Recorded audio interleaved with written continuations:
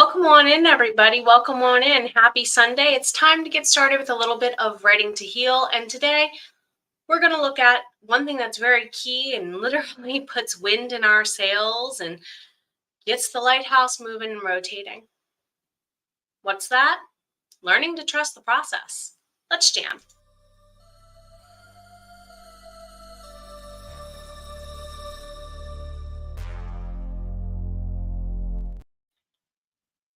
Welcome on back, everybody, to the Writing to Heal times. It's good to see you. My name is Jenna O'Malley. I am your soul writer, author of sci-fi fantasy with dashes of romance and nerdy references. Welcome back to the Soul Bard Collective. Hello, Luna. It's good to see you. It's good to see you as well, Jess. Welcome in, welcome in. For anyone who is indeed joining us today, if you have any comments or you want to add anything, please do go ahead and feel welcome to do so. In the description box, Jess is on duty rocking it out and helping it out along with a few other people. So trusting the process. It's probably the hardest thing we have to suck up and learn how to do as creatives. I grew up in the 90s during a time when literally I asked my elementary school teacher, why do we have to save the arts? What's wrong with them? Why are they in trouble? Why do they need saving? I've heard my entire life being creative is for kids. I don't think that's true.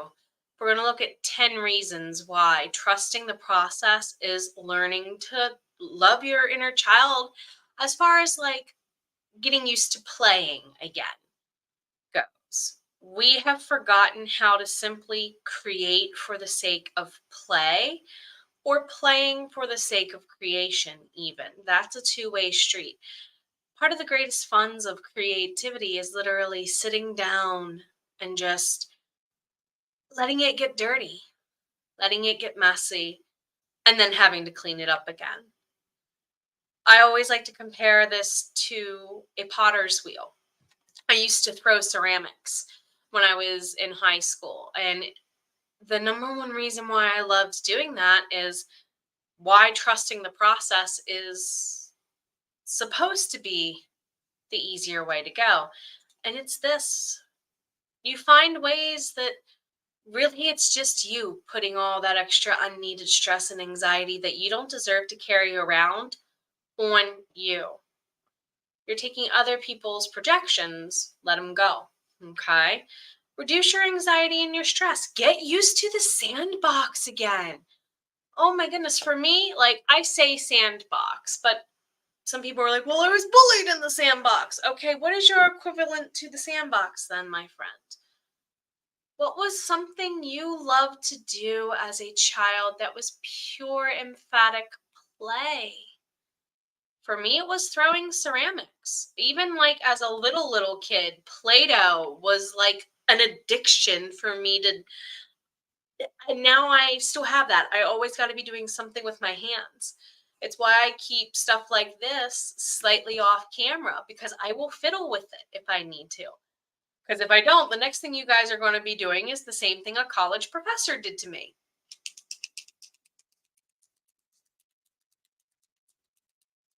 I literally had a college professor break me of this by not allowing me to have clicky pens in his class. Because a way for me to reduce anxiety and stress, a way for me to feel like I'm in the sandbox again is the pen click. And it's normally to whatever song is playing in my head that I'm stressed out about at the time. I'm a foot drummer. When I get anxious, I got to drum my feet. What's that from? When I was a little kid, I danced like crazy. My parents never put me in dancing classes, but I just loved watching music videos, learning how to do the dances. One of my childhood best friends, Jody, she was an actual dancer, and her mom would be like, I'm going to pretend you're her cousin and I'm babysitting you. Sit here and watch.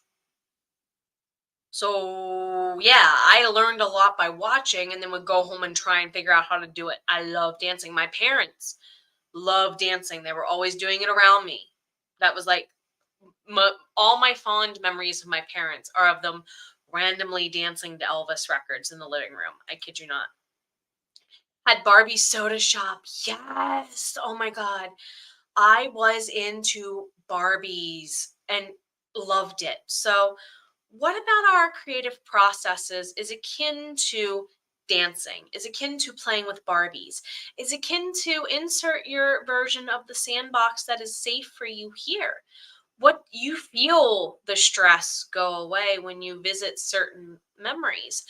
How can you establish a pattern? What healthy tools do you have in your toolbox that you can go and do that put you in that creative flow again? Because at the end of the day, what you're trying to do is just this: encourage yourself to be patient while persevering through the nasty gooky of it, of it all. Going back to the pottery, there were plenty of times where I would get really close to throwing some clay into like a really nice shaped vase. Or the last thing that I was learning my senior year of high school how to do was goblets. And that skill's lost on me now, because you got to think almost, unless you want to dig it out, you got to think of building certain glassware in reverse. If it has a fluted tip that you can, kind of do like a bell shape on and then attach the stem on later, depending on if you're doing mixed mediums or not, right? Sometimes you're like, it's not going to take shape. Bakers, Luna, oh my goodness, Luna, you know this is a baker. You know this firsthand if you've done any kind of cooking. Sometimes it looks ugly on the bowl or in the bowl or on the chopping block. But it tastes so good. Whenever I'm making cinnamon rolls and cookies, sometimes my ugliest looking cinnamon rolls best tasting cinnamon rolls. You get what I mean? And it's just encouraging myself. I had a hiccup. Let's get past it. I'm in the sandbox. Let's let the stress go. What can I do to make this fun? So that way it becomes enjoyable and satisfying more routinely. I have considered taking the 75 hard challenge, only because I realized I had already gotten through half of it once before. Can I double it? 75 hard is, there's a list of requirements you follow for 75 days. If you fail, you start all over again. And guess what, everyone that I've listened to who has done that or a version of, this is what is the key to not missing a single day. Oh, yes, jigsaw puzzles. Jigsaw puzzles and board games you want to talk about something that gets messy before it gets, and that's normally the good board games. Monopoly reigning champ in the house right here. Uno reigning champ. Anytime you see me with it at a convention, in person, anywhere, and you have free time, bring a deck of Uno cards and prepare to have your butt handed to you, because that's a sandbox I love playing in. Right? How many of you are like, okay, that's friendship ending Uno levels. I've had those games, but they're so good. And it's because you learned how to enjoy it again. Jess says, we won't talk about how many times you snuck soda and Kool-Aid into your bedroom. Yes. Stained carpets. This. You just got to trust the process, right? Luna, oh yeah, those are the ones that stay at home. Yes. It's hard not to be entrapped in that. It is. But at the end of the day, what you're trying to remind yourself is that you are a lifelong learner. Okay? And some of that lifelong learning, if you're joining in live or on the replay, go ahead and say hello. If you're that lifelong learner, it should be of the self first. Hello, kitties. It should be of the self first and foremost, and anything or anyone outside of that second. Rachel, welcome in. It's good to see you, my friend. It's good to see you. So, trusting the process really does remind you, almost as if you are the teacher to your inner child, of, hey, it's okay to come out and play. It's okay to get muddy, to get messy. I will gladly take you up on the challenge to play Uno anytime, my friend, anytime. So promote growth and learning. You learn more about yourself. Hopefully, you learn more about yourself when you're having fun, not when you're stressed out. So you can learn to get over those stressful moments by going, I'd rather get back to the fun. Let's just suck it up, put on my big girl or big boy or big insert whatever reference to self you want here, pants, shirt, skirt, whatever. Let me sit down and do the thing so I can get back to what is the fun part. I feel this way about marketing sometimes in my business, not going to lie. Until recently, and I said this yesterday on my other channel in a class, until recently, the most boring part of my running a YouTube channel has been the metadata, the stuff that is literally just hunt and peck and, putting info and data scrolling and stuff like that. It's time consuming. The second I associated it with a reward, getting to listen to one type of podcast, and that is sitcom actors that were child actors in my childhood, watch and rewatch and react to the shows they were in. It's a weird podcast genre, but it's enjoyable popcorn while I'm being forced to do something I don't want to enjoy. I'm giving myself something that is promoting my growth, the growth of my channel, something I'm also learning to get better at, with a habit, an enjoyment, just so that way I feel like sitting in the chair and doing the thing that's time consuming. Jess, you call dibs on the. Now, wait a minute here. Whoever gets the highest roll of dice gets the car. That literally was the rule in my house because my mom had 5 kids who wanted to drive the car. Whoever has the highest roll on the dice, and she made us roll 3 sets of dice, because when you have 5 kids, you take 2 Monopoly games and you combine them, or there's not enough going around as far as money goes for the bank. The game in your house. Oh my God. I don't know. Okay.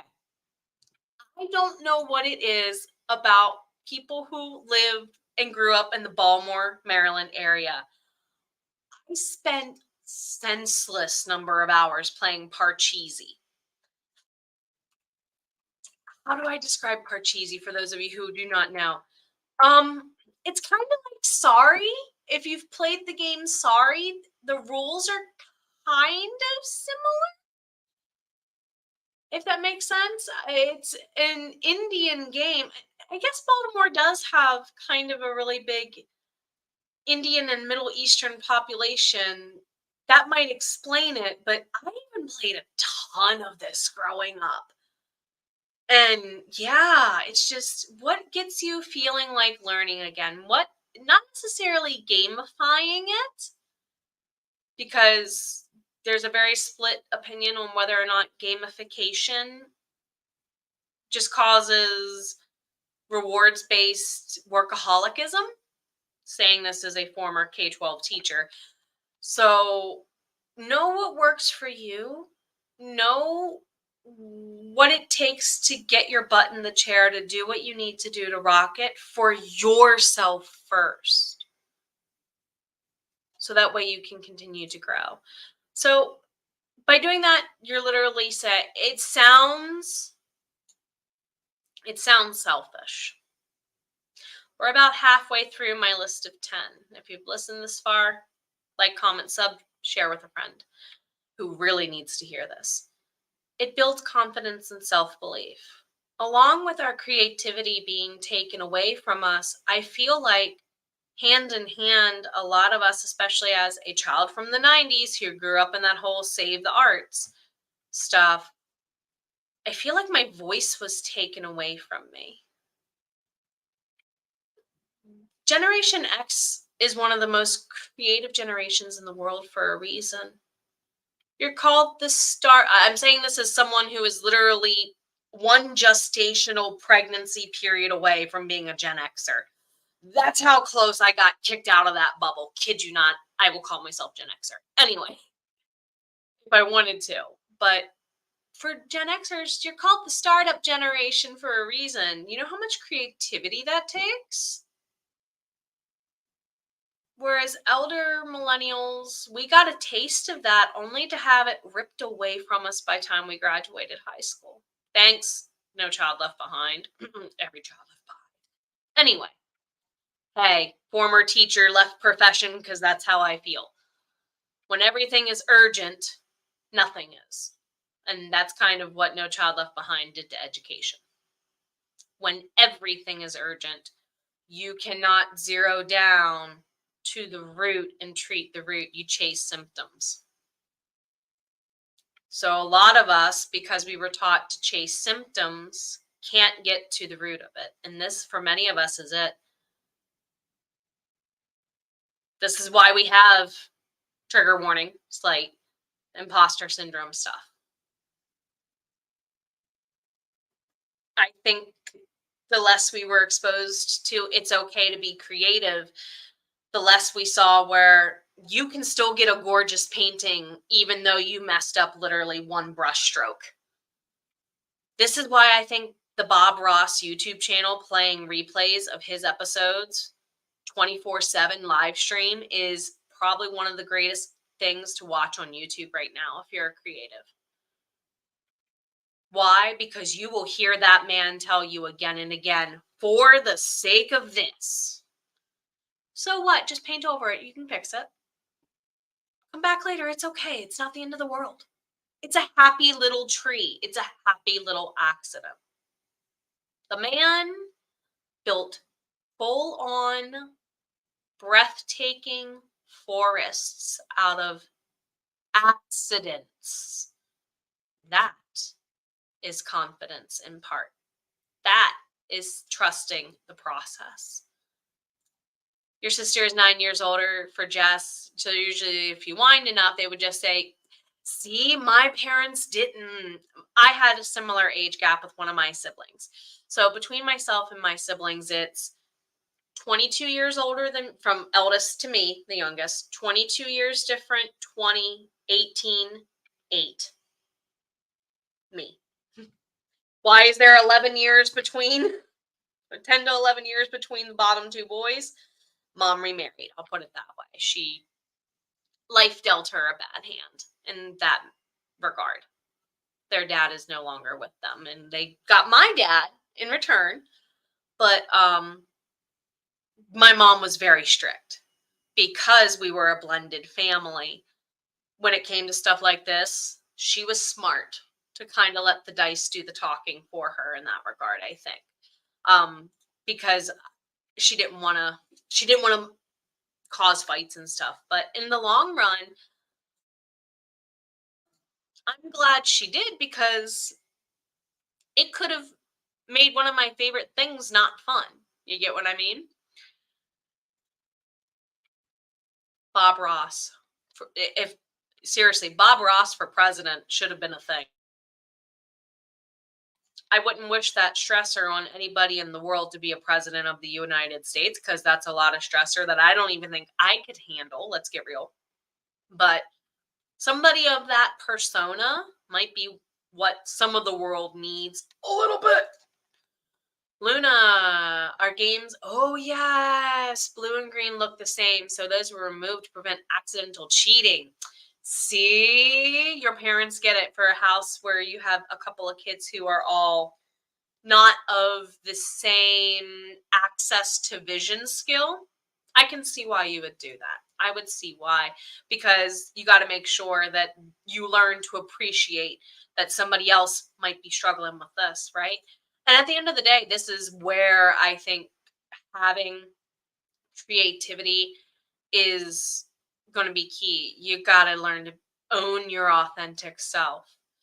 one of my teachers for full-time purpose. By the way, we're getting ready to do another accelerator in June. Check out Victor Odo, Matt Schaefer, or Aaron Dowdy's channels. Speaking of Aaron, one of the things that Aaron does is a reframe or holding your frame technique meditation. I highly suggest you go check it out. He does several. If you just put in AARON space DOUGHTY reframe or frame, you'll be like, gotcha. It'll show up a couple of different versions of the same meditation, but it's acknowledging this. And he gives you this image of, spoiler alert, a flame can hold its own shape or it gets snuffed out. To avoid being snuffed out, it learns to wiggle, right? It learns to move with. It gets bigger when it needs to. It comes, if you're thinking of a literal candle, right, being lit. And you learn that it's okay to go with the flow and still be your authentic self first and always. I think in the 90s, originality got confused for my generation as being 100% never created before. And it's like, even physics tells us that's not how energy works, guys, gals, and pals. Energy cannot be created nor destroyed. It can only be transformed into something else. So who are you? You deserve to be you all the time.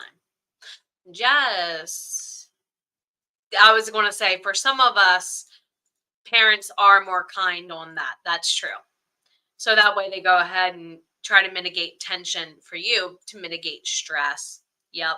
You're in a good place now with it. Yeah, you're adults. You're adults. And this is the other side of it. Acknowledging that your adult brain is able to parent your inner child through this authenticity. Sometimes we get triggered because actually I stop and ask myself, am I talking from my inner child, my inner teenager, or my inner me right now?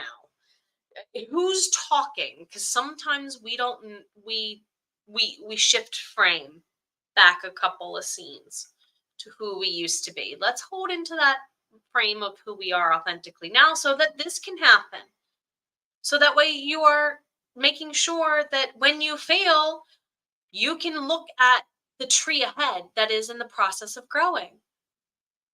We talked about evergreen trees yesterday on my main channel, on my big channel, about how it doesn't matter how bad that year was, that tree is still going to crank out not only this way, horizontally on the rings, but it does so vertically each year with each ring, hopefully. They're okay with it taking a full year, and I bet you not a single one of those trees outside of any of our windows cares that some of the rings are skinnier than others and that some of the rings are nice, fat, abundant, and wealthier than others. You get my meaning. From year to year to year, it is okay to re-glimpse at minimum, to make sure that you are growing in this fashion along with yourself, your writing, your business. Okay? So what, you failed? So what? I double dog dare you. Get up off of 9 behind and try again. You admit that it wasn't fair to your sister. At the same time, your sister is considerably older and has had time to go ahead and heal from that, rightfully so. Her perspective on it has had a chance to change, right? And at the end of the day, no matter how long it takes you to get there, what you need to do is worry about your own mental well-being being supported first. You know when something's not good for you. You know when you've been causing too many arguments, so maybe you should stop playing Uno for a while, guys, and switch to another game. This is literally why parents sometimes say, why don't you switch to a new task? Because they can't get us to understand what hyper-focusing is, what overthinking is just yet. So sometimes, literally, a purposeful distraction or in education, as we call them, a purposeful switch, a signal switch, or a guiding switch in behavior is sometimes needed, i.e., I will give you some sort of obvious to you social cue that maybe there's a better option out there for you. There's a better choice. Because it's always at our age groups as adults boils down to start being whether or not you can make that choice. And if you can, what perspective are you doing it from? And is it the right well-being mindset? Because as Matt Schaefer, one of my teachers, says, focus box, dude. Focus box. You learn to be more focused and more present in your current moment when you are able to do everything beforehand. Not all full blast all the time. You're going to have your happy accident to make your tree on the daily. What are you doing from almost a Bob Rossian thought process to keep yourself sustainable? You can bet that there were times in Bob Ross's life where painting didn't come easy. You can bet there were probably filming days where he probably said, okay, let's reshoot that on it. Because if you look at his canvases, you can see where he's kind of painting a little bit in between the moments they're capturing, especially in later seasons. You can see not just cuts for time might be in play, because maybe after listening to that nice little scratch, scratch, scratch, tap, tap, tap of his brush for a while, they may have jump cut and us not necessarily realize it. Having worked in theater and doing this afterward, I'm just making assumptions here that may be true. Sometimes you got to do what is most sustainable for you. Mom would say from the other room, you hear more art. Yep, yep, yep, yep. Moms know best in that regard of let's just end it. Let's just go do something else. See, my question is this, especially for those of us who are monetizing our hobbies, monetizing what makes us feel like we're in the sandbox. Why did we even want to do this in the first place?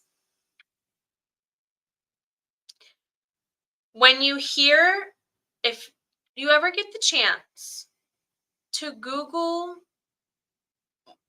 like a tour of a ramen house in Japan, or what's it like to run a ramen house, listen to them about how they talk about their food.